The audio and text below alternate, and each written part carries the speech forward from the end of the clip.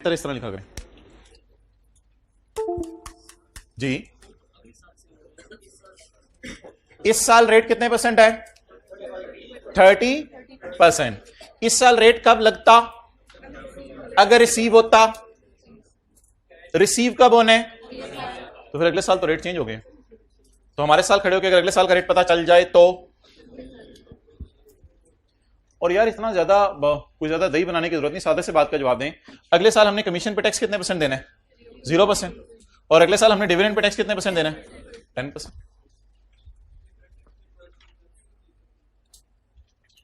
Current tax की working में जी इसकी तरफ मैं आने लगा हूं। असल में ना इन दोनों ने अब रिकॉन्सिलेशन में जाना है। किस वजह से? जिधर भी रेट 30 के अलावा होगा ना, जनरल रेट हमारा क्या है? 30%। जिधर भी रेट 30 के अलावा होगा तो ये दोनों चीजें कहां जानी है? Permanent difference. ये मैं अभी बताने लगा था। ओके, अगली बात, अब मुझे बता दें जब मैं रिकॉन्सिलेशन बनाने लगूंगा तो क्या डिविडेंड और कमीशन के ऊपर 0% और 10% लगना है या इन पे जनरल रेट लगना है? तो क्या मेरी रिकॉन्सिलिएशन इनकी वजह से मैच करेगी या आउट हो जाएगी?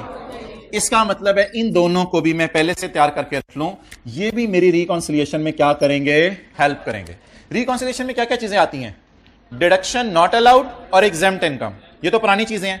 और अगर किसी इनकम का रेट डिफरेंट है तो वो भी आएगा।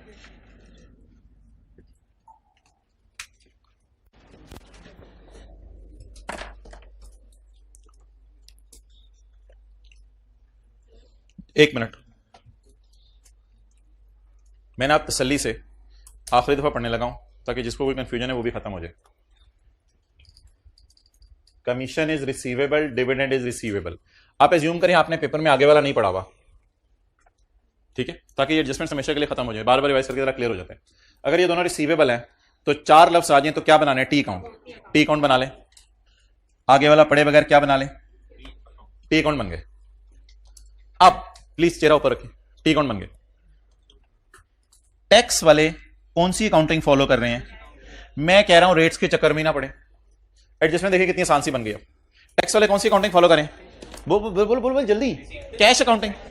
इनकम को उल्टाकर पेमेंट जो रिसीव हुई है उसे ऐड कर दें। How to tackle in current tax, how to tackle in deferred tax.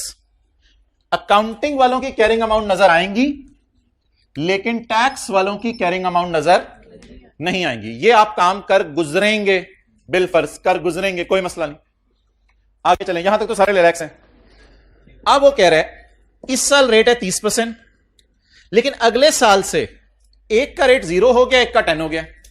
मुझे बता दें इस साल कोई रिसीव हुआ है तो इसलिए 30% को फारग करें। अगले साल ये इनकम क्या है? ओए ये इनकम एग्जेम्प्ट है। इसका मतलब है अब एक काम करें, जबरदस्ती टैक्स बेस क्या ले लें? भाई इतनी सी बात आपसे कर दी थी, माजरत। ये इतना सा 12 अगर मैं ना लिखता ना तो बाकी तो सारा का सारा पुराना चक्कर ही चल रहा है। क्लियर? ओके। किसमें? हाँ, जीरो रेट और एग्जाम्प्ट एक ही चीज है। Zero rate means exempt. Objective क्या था हमारा? रीजन मैंने लिखी थी, रीजन मैंने लिखी थी ताकि टेम्परेरी डिफरेंस तो है ही नहीं, ये परमानेंट डिफरेंस है, इसलिए 0 लिखा है यहां और इसको बराबर लेना है इसके। जी इसको डील करेंगे, कैरिंग अमाउंट टैक्स पे शो करेंगे, फिर मार्क्स मिलेंगे। चलिए क्या? अच्छा नहीं, टैक्स में भी ये समझ लो कि ऐसी बात तो नहीं है। नहीं कोई मसला नहीं, इसमें समझ लो, एग्जाम कह सकते हैं। ऑन 30 जून 2018, उठा दे भाई सबको। On 30 June 2018 OL received rent of advance rent of 16। 30 जून 18 को रेंट रिसीव किया या एडवांस रेंट रिसीव किया? अब चार लफ्जों, अच्छा सरकार इधर, अब चार लफ्जों में से कोई लफ्ज बोले। पहली तो बता दें ये बात रिसीव्ड है या पेड है? इनकम है या एक्सपेंस है? इनकम। दूसरी बात, रिसीवेबल है या एडवांस में रिसीव हो गया? अगर मुझे कोई पैसे एडवांस में मिल जाए तो ये अनअर्न्ड होते हैं या रिसीवेबल होते हैं? अनअर्न्ड। तो पहले तो ये लाइन पढ़ के जज करना था रिसीव्ड के लफ्ज की वजह से कि ये इनकम है, एडवांस कराया आ गया, मुझे कराया आ गया एडवांस में, तो फिर ये मैंने कमाया तो नहीं। तो what is this? On, as on. As on 30/18 मुझे अगले साल का किराया आ गया। कैसे पता चला अगले साल का? आप अकाउंट का नाम बताएं, how to tackle rental income. अच्छा जी, आप बताएं ओपनिंग रिसीवेबल कितना है, क्लोजिंग रिसीवेबल कितना है? नहीं है। ये अकाउंट इंशाल्लाह आधे आधे मिनट से भी कम में बना करेंगे आपके। अच्छा, अनअर्न्ड 16। दो तरीके सोचने के। अनअर्न्ड अगले साल ऑन होकर P&L में जाएगा, तो इस साल कैश में जाएगा। और दूसरा तरीका, इधर बैलेंसिंग क्या आ रहा है? कैश। बोलें 16।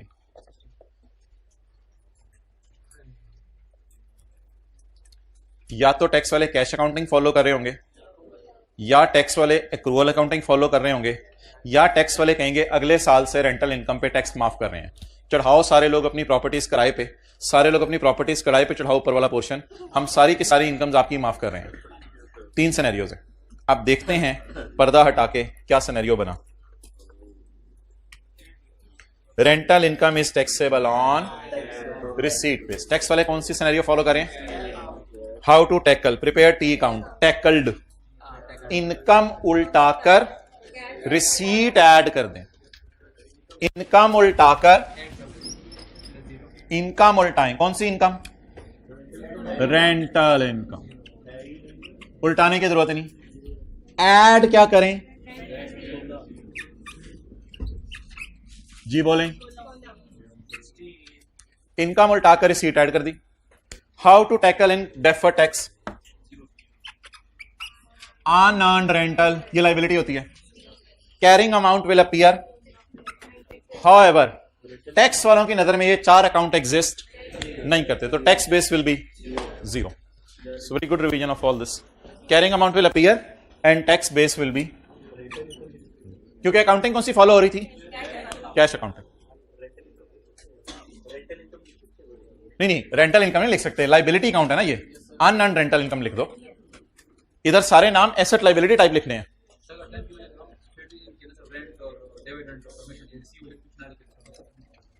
हाँ, पेपर में भाई कह रहे हैं इधर लिख दें डिविडेंड, रेंट, कमीशन, चलेगा। कॉन्सेप्ट क्लैरिटी के लिए मैं इनकम लिखता हूं ताकि रिसीव्ड से नजर आए, और ये तो रिसीव्ड था। ओके, क्या करने हैं विंग्स? भाईजान प्लीज अब कमेंट ना किया करें ना दूसरों की बातों पे। तो मैंने आपकी बातों पे कमेंट करने शुरू किए तो आप कहेंगे छोड़ दें। पॉइंट 10 हो चुका है, 11 शुक्र है सरकार खत्म हो गए हैं। एक एडजस्टमेंट है, एक एडजस्टमेंट बुला रही है। ओके, प्यार से इधर वाले को इधर करें, जरा इधर वाले को इधर करें। हाइब्रिड में मैं देख रहा हूं मान्यूटली, इधर वाले को जरा इधर करें, और नहीं मारना नहीं उधर, और उधर वाले को इधर करें, हाथ ना चलाया करें। इधर वाले को उधर, उधर वाले को इधर। अच्छा भाईजान आप उधर ही चले जाया करें। भाईजान, भाईजान भेज दें आपको उधर, दीवार में से भेज देते हो तो। अच्छा,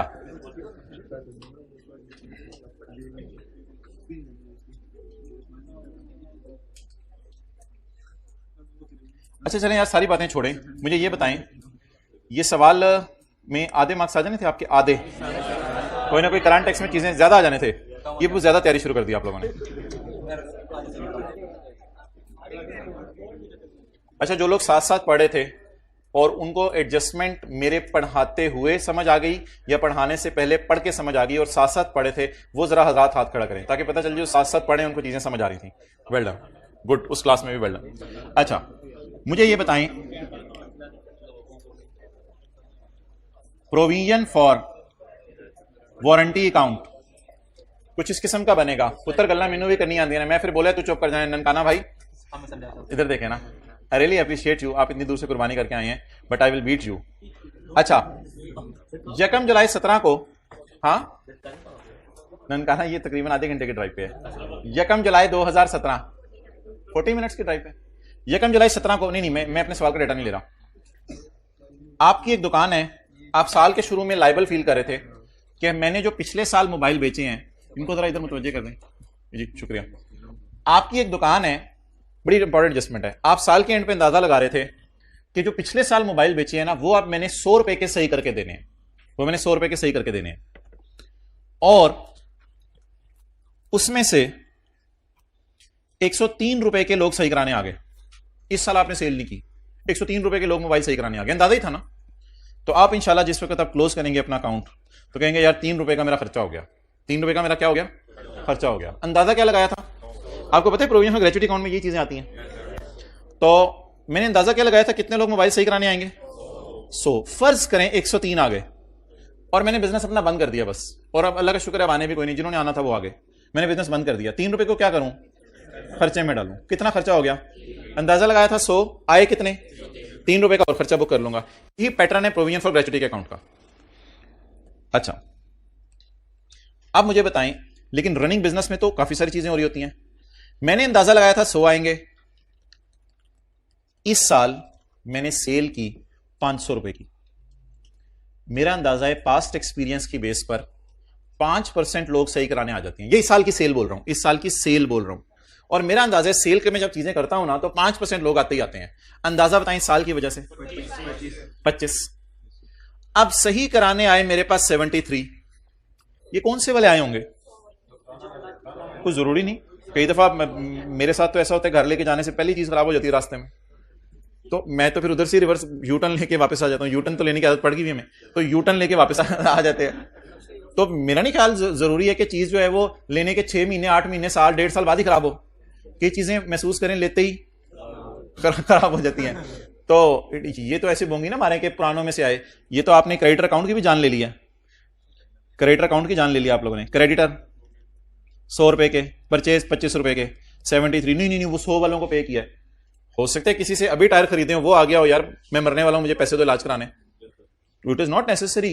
क्या होता है बिजनेस में, पुराने क्रेडिटर्स को भी पैसे दे रहे होते हैं और जो इस साल के क्रेडिटर्स हैं उनको भी पैसे दे रहे होते हैं, वो तो कोई मसला नहीं। ये तो ना बोंगी मारे। इसी तरह डेटर होता है। 100 रुपए मैंने लोगों से लेने हैं, 50 रुपए की और सेल कर दी। अब हो सकता है मुझे 80 रुपए आए, लेकिन किन में से आए? हो सकता है पुराने वालों में से, और हो सकता है इस साल वालों में से आ गए, कोई मसला नहीं। मेरे को जरूरी तो नहीं फाइफो चलता है, फाइफो चलता है डेटर अकाउंट में। पहले वाले पैसे पहले पैसे लेके आए और बाद वाले नहीं यार अभी नहीं चली, पर पहले वालों क्या है नहीं तू लेके आ रहे, पेड़ मारूं वापस जा। यानी कॉलेज वाले के पहले स्टूडेंट के पैसे आ नहीं रहे पिछले सेशन के, तू पैसे लेके आ गया, चल भाग। बोंगी तो ना मारा करे ना। तो मैंने गलती से आपसे एक सवाल पूछा था, स्कॉलरली क्वेश्चन पूछा था आपसे। मैंने आपसे एक सवाल पूछा था कि मेरा अंदाजा था कि 100 रुपए के मोबाइल में सही करके दूंगा जिनको मैंने बेचे थे पिछले साल, जिनको मैंने बेचे थे पिछले साल।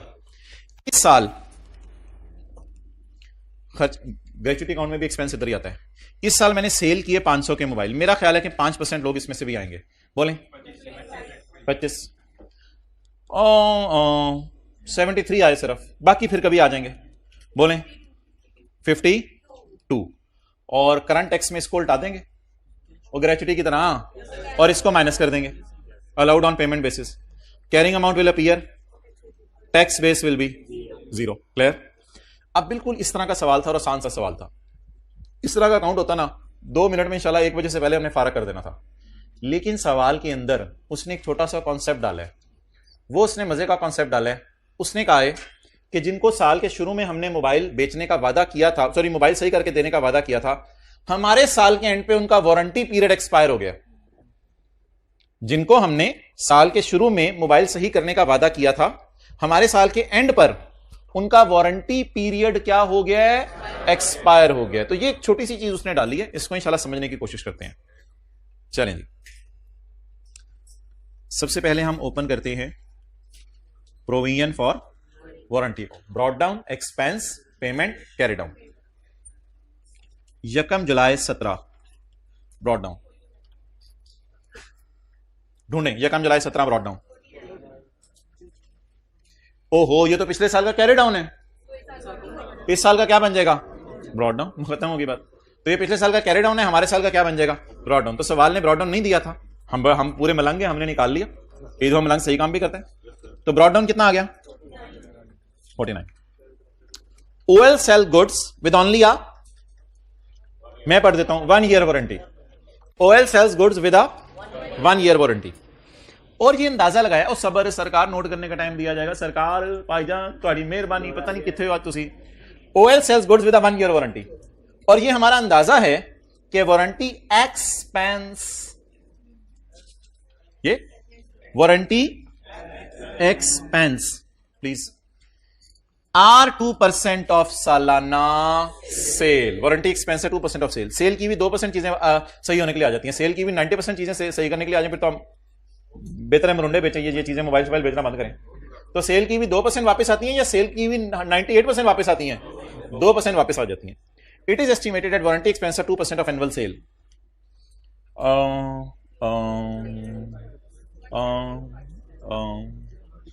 Warranty expense 2% of annual sale and sale for the year is 17. Sale बोले into is equal to 35. खुदा के लिए सर 35 को यहां लिख दें, लिख देता हूं, उठा के यहां ले आऊंगा, क्या मसला, लिख देता हूं 35 को, तो लिख देता हूं. अच्छा जी, ये बात खत्म होगी. Under tax laws these expenses are allowed on, वो हमें पता था, प्रोविजन अकाउंट में ऐसे ही होता है आमतौर पे. ये हार्ड एंड फास्ट रूल है कि जब वो पे करेंगे तब माइनस करने की इजाजत है.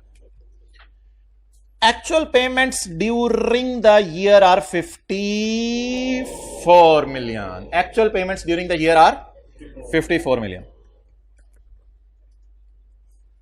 Done. Based on this data, carry down balance निकल सकता है. Based on this data, carry down balance निकल सकता है, लेकिन मैं अभी निकाल नहीं रहा. मुझे बताएं, 1 by 1 चलें. What is BD? पिछले साल का closing 40. It is my BD. Next, OL sells good with 1 year warranty को भाड़ में डालें. It is estimate that warranty expenses are 2% of, सोचो एक्सपेंस का ही फिगर दे रहा है. वारंटी एक्सपेंसेस आर सेल का 2%. 35 मैंने थोड़ा सा अंदर लिखा है, मादरत.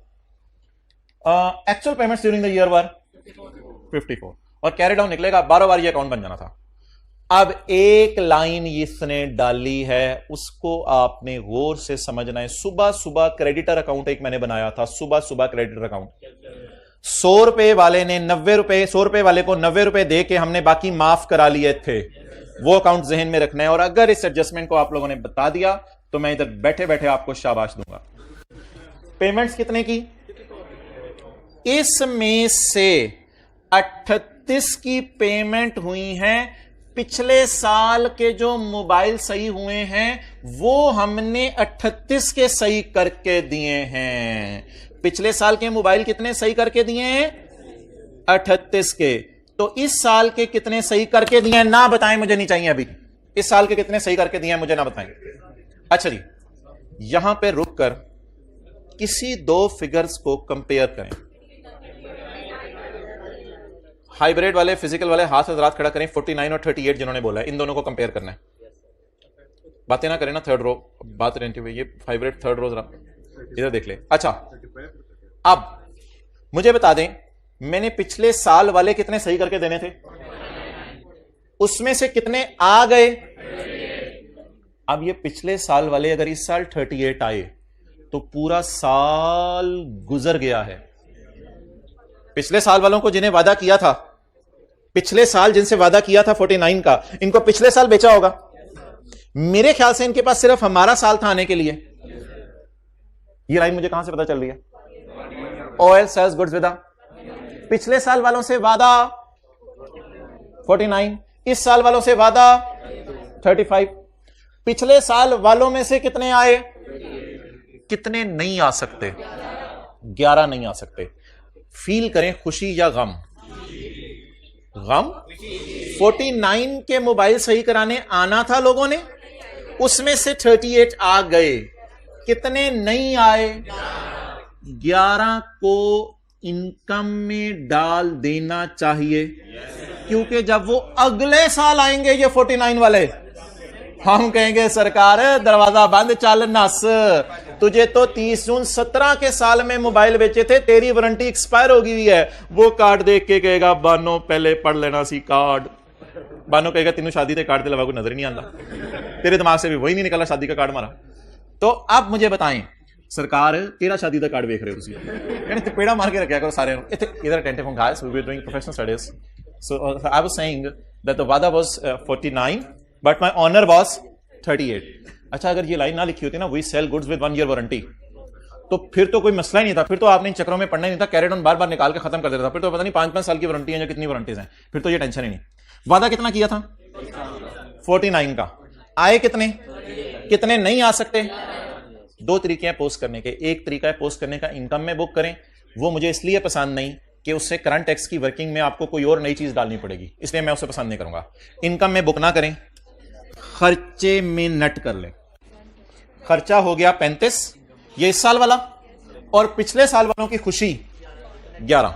बता दें खर्चा 24, ये मेरा ओवरऑल खर्चा हो गया। What is carry down balance, balancing 19। अगर ये 19 वाले अगले साल 17 आए, अब मेरी बात खत्म होगी आप लोगों से, अगर ये बात समझ आ गई तो वेल डन। अगर ये 19 वाले अगले साल सिर्फ 17 आए तो 2 की और इनकम बुक करनी पड़ेगी, 2 की और इनकम बुक करनी पड़ेगी।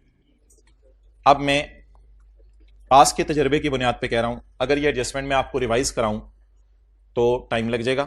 कल इंशाल्लाह मैं रिवाइज कराऊंगा इस एडजस्टमेंट को। फिलहाल आप लोगों के लिए घर जाके सोचने का मैं मवाद दे रहा हूं, इस एडजस्टमेंट को घर जाके सोचें। ये 4 फिगर्स मुझे पोस्ट कराएं, क्योंकि मैं चाह रहा हूं रिकॉन्सिलिएशन जरा व्हाइट बोर्ड पे आपको बनती हुई अपनी आंखों से नजर आ जाए, ताकि आप रिकॉन्सिलिएशन में कोई मसला ना करें। इस पे कोई भी सवाल है पेंडिंग कर दें, इंशाल्लाह मैं कोशिश करता हूं 8 से 9 मिनट में पूरा सवाल सॉल्व करके फिर आपके सवाल लेना शुरू करता हूं। ठीक है, कोशिश करें यार, कभी जिंदगी में चैलेंज भी लें, घर जाके चक्कर लगाएं। कभी जिंदगी में चैलेंज लें, कब तक डिपेंडेंट रहेंगे, सोचो। 11 को इनकम में लिख दो, कोई मसला नहीं, कल बहस कर लेंगे और जितनी करनी हुई। ये एडजस्टमेंट आप ना वो बार बार टेस्ट करें तो ये फाइनल अकाउंट में भी रिवाइज होनी है। ये एडजस्टमेंट कई दफा वो टेस्ट करें। ओके, अब इसको ना सिर्फ ग्रेचुटी का अकाउंट समझे और बताएं करना क्या है। हमारी डिस्कशन सिर्फ कल 11 पे होनी है, ये 11 का फड्डा क्या है जी। खर्चा उल्टाएं, भूल जाए जो मैंने पढ़ाया, बस टाइम जाया ना करें। खर्चा उल्टाएं, क्या करूं, वारंटी एक्सपेंस और लेस वारंटी पेड। खर्चा कितने से उल्टाएं, 24 से, और payment 54। Carrying amount, provision for warranty,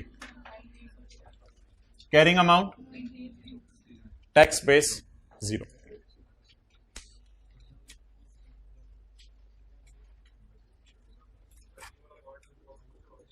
ये वाला पार्ट यूट्यूब पे पोस्ट कराना है, कल की क्लास में कर लेंगे ना दोबारा, और आप ऑडियो रिकॉर्डिंग ऑन कर लेना।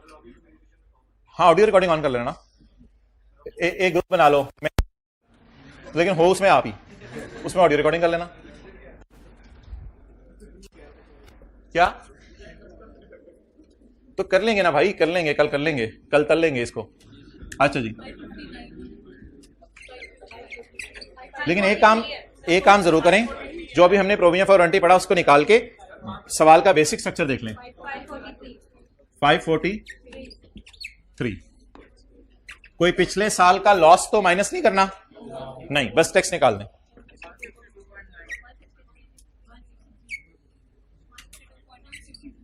अच्छा,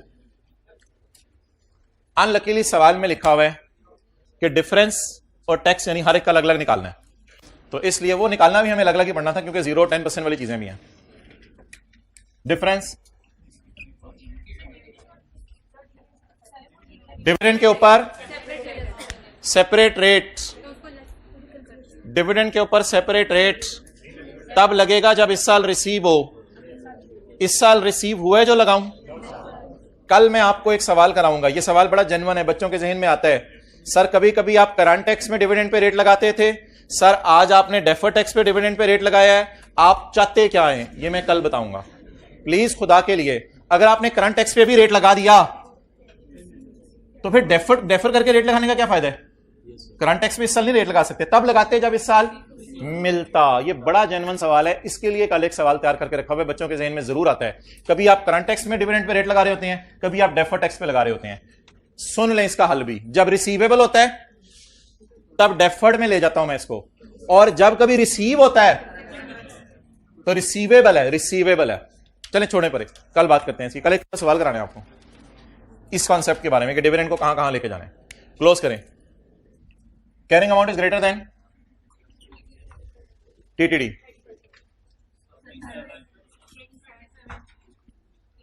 टीटीडी रूल 1 है ना। अकाउंटिंग वाले फ्यूचर में कितना माइनस करेंगे? 0। टैक्स वाले फ्यूचर में कितना माइनस करेंगे? जब टैक्स वाले फ्यूचर में माइनस करेंगे तो डिडक्ट होगा, तो it is deductible in future. और ये वाला रूल ग्रेटर वाला था और ये वाला रूल लोअर वाला। ये 14 टैक्स वाले फ्यूचर में क्या करने देंगे?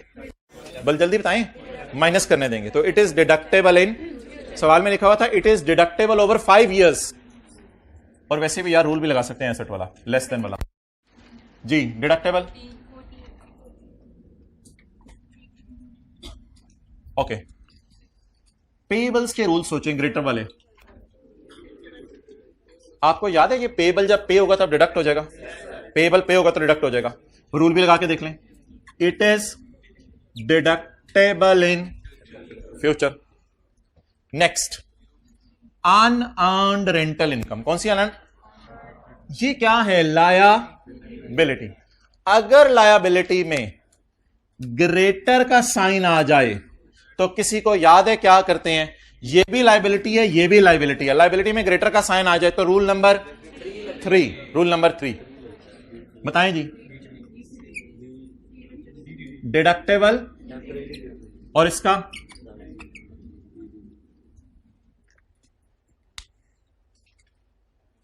आपको पता है ये प्रोविजन फॉर वारंटी अगले साल 19 रुपए पे करने पड़ेंगे। इस साल अंदाजा लगाया ना कि 19 रुपए के मोबाइल सही करके देने हैं, अगले साल सही करके देंगे तो it is deductible in future. Provision for bad debt में भी तो यही होता था, फ्यूचर में बैड डेट राइट ऑफ करने देंगे तो it is deductible in future. Rules लगा के भी देख सकते हैं, लॉजिक पे भी देख सकते हैं। 16 डिडक्टेबल कैसे है भाईजान? एक हमारी क्लास हुई थी अनअर्न्ड रेंटल, रिसीवेबल, प्रीपेड और पेएबल, जो आप लोगों ने YouTube पे अपलोड करवाई थी, और वहां जाके मैंने कहा था चारों की लॉजिक सुननी है। खुदा के लिए चीजों को याद रखा करें। मैं आधा मिनट आपका जाया करता हूं। ये अनअर्न्ड रेंटल अगले साल ऑन होके P&L में जाएगा अकाउंटिंग वालों के लिए। टैक्स वाले कहेंगे कि ये अभी आप माइनस कर दो क्योंकि ऑलरेडी आपने रिसीव कर लिया और टैक्स दे दिया हुआ है, तो फिर डिडक्ट करना पड़ेगा ना फ्यूचर में। कितनों को ये याद थी बात? It is deductible in future.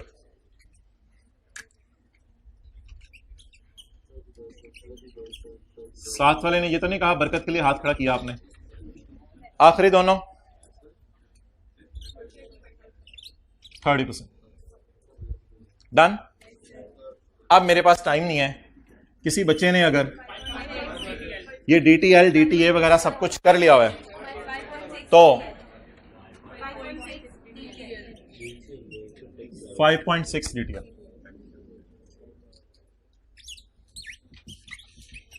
किताब के सॉल्यूशन में भी हुआ होगा, अलग अलग निकालना था हर एक का। 5.6 DTL।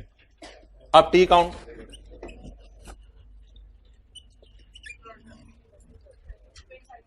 ब्रॉड डाउन सवाल में दिया हुआ है 25.2। कैरी डाउन 5.6 जी।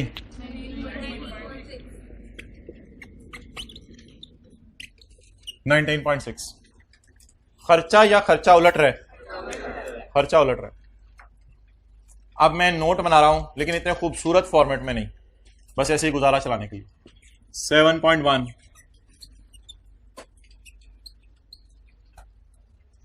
CTDT खर्चा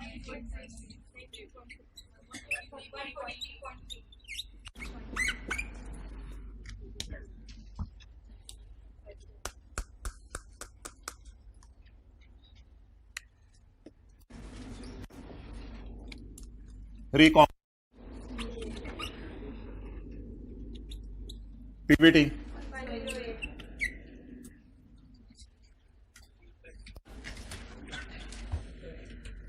अच्छा जी, टैक्स रेट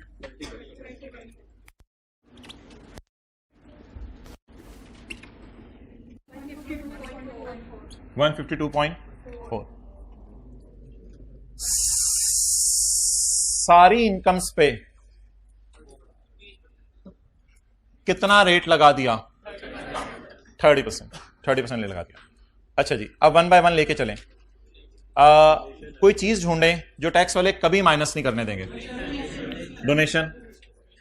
कोई चीज ढूंढें जिस पर, एक आज फिक्रा बोलने लगा हूं, जिस पर टैक्स वाले इस साल या डेफर करके कोई और रेट लगाएंगे, कमीशन। और कोई चीज ढूंढे जिस पे टैक्स वाले इस साल करंट टैक्स में या डेफर करके ये रेट लगवाएंगे, डिविडेंड इनकम। इनको कहते हैं सेपरेट रेट वाली इनकम्स। अब अगली बात बड़ी आसान है, इनके साथ वही साइन यूज करना है जो आपने साइन यूज किया है करंट टैक्स में। Deduction not allowed, commission exempt, dividend separate rate. Okay, what is deduction not allowed? 5 into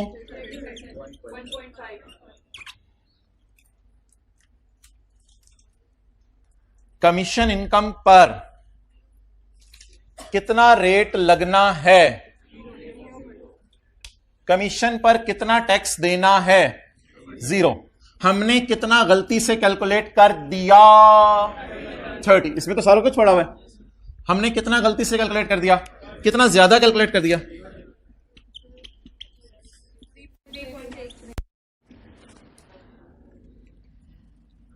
dividend per कितना रेट लगेगा, हमने कितना लगाया, कितना रेट डिविडेंड पर हमने ज्यादा लगा दिया?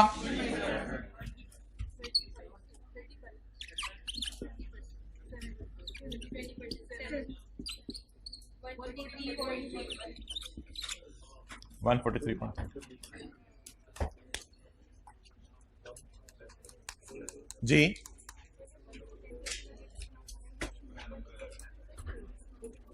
किधर?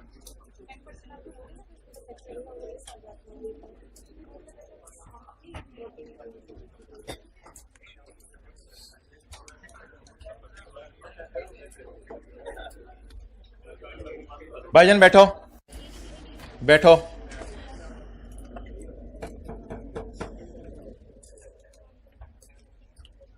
अच्छा जी, एक बात सुनिएगा,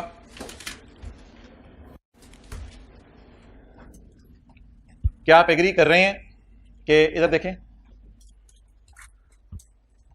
ये भी मेरा खर्चा है और ये लायबिलिटी का क्लोजिंग है। ये याद रखिएगा कि मैंने डिविडेंड पर इस साल, ये ऐसी एक सवाल आ गया बीच में, रिदम से हटके है, ये याद रखिएगा, मैंने डिविडेंड पर इसी साल टैक्स P&L में डालना है। मैं मजबूर हूं, मैं डिविडेंड पर इसी साल P&L में टैक्स डालूंगा। आपको नजर नहीं आ रहा, आपको नजर नहीं आ रहा, मैं इसी साल डिविडेंड पर P&L में टैक्स डालूंगा। रीजन इज कि मैंने कमाया इस साल है और मैं अकाउंटेंट हूं, मैंने मैचिंग कॉन्सेप्ट को सामने रखना है। अब वो डिविडेंड पर मेरा टैक्स इस साल आया कैसे? वो मैंने इस पे जब 10% लगाया और डीटीएल के टी अकाउंट में ये गया, तो जब उसने डीटीई बैलेंस ही निकाला तो वो डीटीई बहुत सारे नेगेटिव थे, कुछ पॉजिटिव भी थे खर्चे, वो नेट हो गए, यहां क्या हो गए, शो हो गए। तो मेरे डीटीई में इस साल का डिविडेंड का खर्चा भी ऑटोमेटिकली चला गया। लेकिन बहुत से खर्चे थे, बहुत से उल्टी वाली चीजें थी, वो जब नेट हुई तो फिर आपको पता नहीं चला किस चीज का क्या क्या इंपैक्ट है। तो खुदा के लिए डिविडेंड कमाया इस साल है, इस पे टैक्स अकाउंटिंग वाले इसी साल रिकॉर्ड करेंगे। यही तो मैचिंग कॉन्सेप्ट है। और वही टैक्स मैंने, अल्लाह का शुक्र है, लायबिलिटी में बुक किया है और उधर जाके खर्चा ऑटोमेटिकली रिकॉर्ड हो जाएगा, बैलेंसिंग। लेकिन सर हमें खर्चा नजर क्यों नहीं आ रहा? इसलिए कि बहुत से खर्चे होंगे और बहुत सी रिवर्सल होंगी, तो वो आपको नजर नहीं आ रहा होगा। चलें जी, ओवर। क्या इस एग्जाम इनकम पे तो 30% लगाते हैं, और क्या करते हैं? कितना लगाना है फ्यूचर में?